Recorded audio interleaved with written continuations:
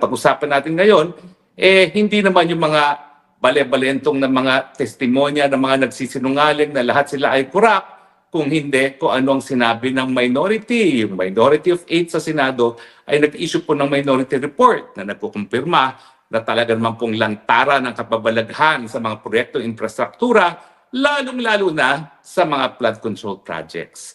Sinabi nila na mayroong mga ghost projects, sinabi nila na mayroong mga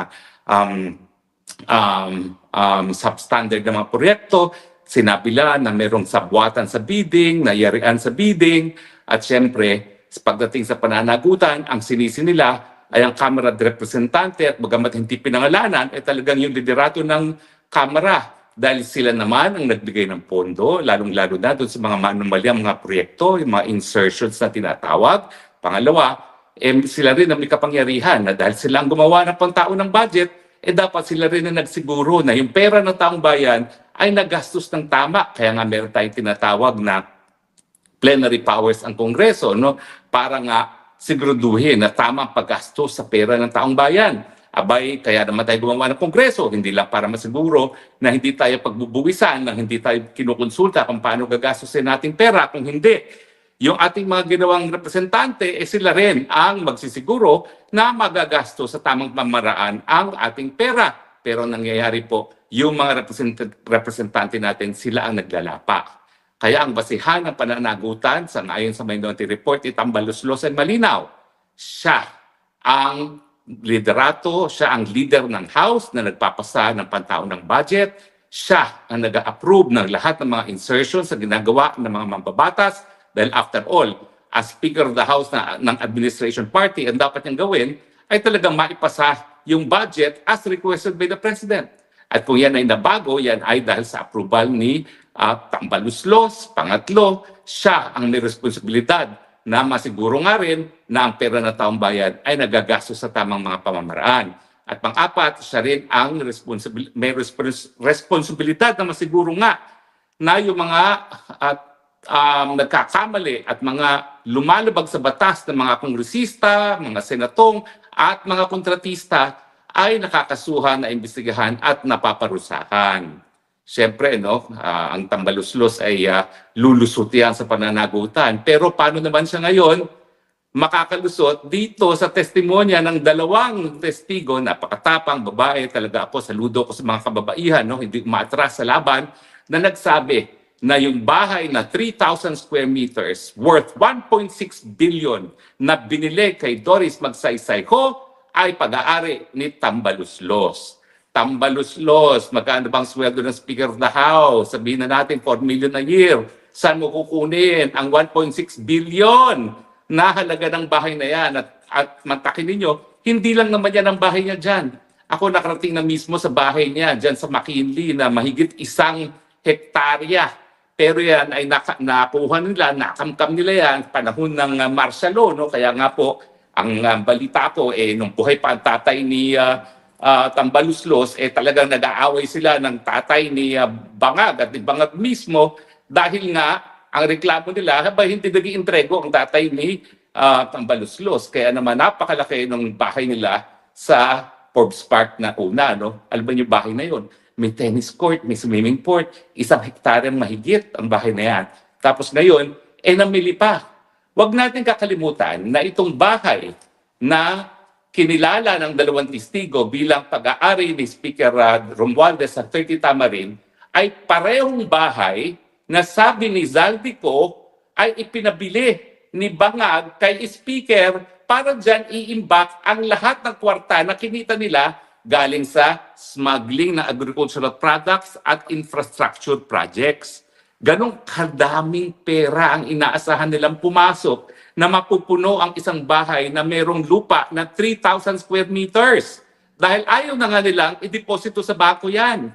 Yan yung imbakan ng basura. At siyempre, dahil ang basura ay mahalaga, ang ginawa nilang basurahan, Forbes Park, worth 1.6 billion pesos. So ngayon po, nagtutugma-tugma na. Kung akala ng mga kawatan na sila ay makakaiwas sa pananagutan, unti-unti nang lumalabas po ang katotohanan. Hindi naman siguro alam ng dalawang testigo na nagsabi na yung 30 Tamarin Forbes Park ay pag-aari ni Tambaluslos, na ito rin ang tinukoy ni Zaldico na pinabili ni Bangag kay Tambaluslos para gawin lamang imbakan. Can you imagine kung ganong karaming pera ang inaasahan nilang kitain galing doon sa smuggling ng agricultural products at sa infrastructure? Yan pa lang yung dalawang bagay na yan, no? Meron pang confidential funds na alam natin na talaga namang pinepera-pera lang ng ating mga bangag sa gobyerno. Naku po, talaga namang pong hindi ko akalain na ang pagnanakaw pala galing sa kaban ng bayan ay talagang po pwedeng maging genetic. Kung ganong kasama ang ama, ganun din ang anak. Bagay, sinasabi nga ng mga matatanda, ang punong mangga hindi po pwede magbunga ng santol. Kung ganong kabulok ang pinanggalingan, ganun din kabulok ang magiging prutas. At yan nga po ang nalalaman natin ngayon at napapatunayan na yung 30 Tamarin, 3,000 square meters, Forbes Park, purchased for 1.6 billion, ay binili lamang, pinabili ng Bangag kay Tambaluslos para gawing imbakan ng pera. O ngayon, sasabihin ninyo, walang pananagutan si Tambaluslos. Hindi ako naniniwala kasi na sunod-sunuran lang si Tambaluslos. Unang-una. Kaya nga nabubwisit ang mga Marcoses ng mga magkakapatid dyan dahil alam nila na gaya ng ama niya, nagsasariling sikap yan. Hindi nag-iintriga. Hindi intriga pala, entrega. Iba pala intriga sa entrega. Hindi nagbabayad, hindi nagbibigay ng share sa mga Marcoses na alam naman natin, hindi naman siya magiging speaker kung hindi dahil siya pinili ng bangag niyang pinsan. Di ba? So, syempre, ang inaasahan nila, share and share alike. Pero hayan, lumabas po ngayon sa hearing, no, na talaga namang pong malinaw na si Tambaluslos gumalaw, sumunod, binili ang 30 Tamarin para gawing imbakan ng basura nila dahil alam ni Bangag na napakadaming pera ang kikitain nila doon sa asukal, doon sa bawang, doon sa sibuyas, doon sa isda. Kasama yung isda dyan dahil crucial po dyan yung kalihim ng agrikultura na nasa larangan din ng fisheries, no? At siyempre, sa mga proyektong infrastruktura. Di ba? At yan nga po ang lumalabas dahil sa isang transaction pa lamang, hindi pa natin alam kung manong kubra, magkanong kubra ni Bangag doon sa budget na 6 trilyon na isinumite sa Kongreso, meron pang karagdagan na 100 billion na insertion na ang sabi ni Zaldico ay siya mismo ang nag-deliver ng 25% o 25 billion. Ang magtataka lang kayo, wala ba silang kabusugan? Wala na ba talagang katapusan yung kanilang paghahangad sa mas marami pang kwarta?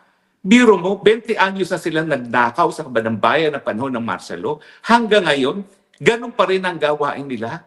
Hindi na ba sila natuto na talaga ang Pilipino, hindi na yan magbubulag-bulagan?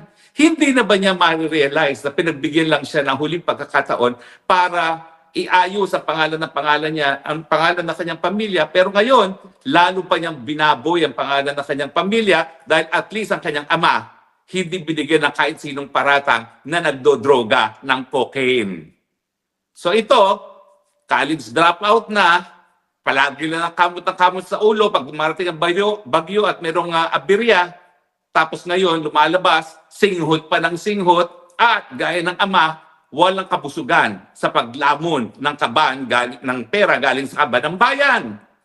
Napakasama naman nakapalaro ng Pilipinas. No? 20 anyos na sa isang diktador na matakaw, ngayon na naman, pang-4 na taon na sa isang diktador na bangag pa na magnanakaw din, na wala pang utak at wala ngang pinag-aralan. Ayan, sisihin natin ang mga sarili natin kung bakit siya ngayon ang presidente, pero talagang mas matindi ang ating pananagutan kung papayagan pa natin manatili sa pwesto ang isang magnanakaw na bangag pa na walang solusyon sa problema ng bayan pagdating sa walang tigil na pagtaas sa presyo ng bilihin, pagdating sa kagutuman, at siyempre ngayon, kinakaladkad pa tayo sa isang gera na wala naman tayong kinalaman, palibasa wala sa kanyang mga anak ang papupuntahin niya para mamatay para sa mga Taiwanese. Di ba?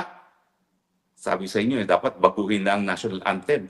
Under a bangag president, ang mamatay na para sa Taiwan. O, ako, kayo na lang po yan. Kayo na lang po yan. Dahil ako, hindi ako magpapakamatay para sa mga dayuhan.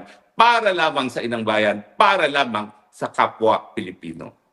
So ngayong nagtugma-tugma na po ang mga sinabi ni Zaldico, ang sinabi ng testigo na meron talagang mamamahay na binili si Romualdez, na tinutukoy naman ni Zaldico na ito nga yung biniling bahay ayon sa kautusan ng bangag na bili niyang bahayan para dyan i-imbak ang mga basura nila.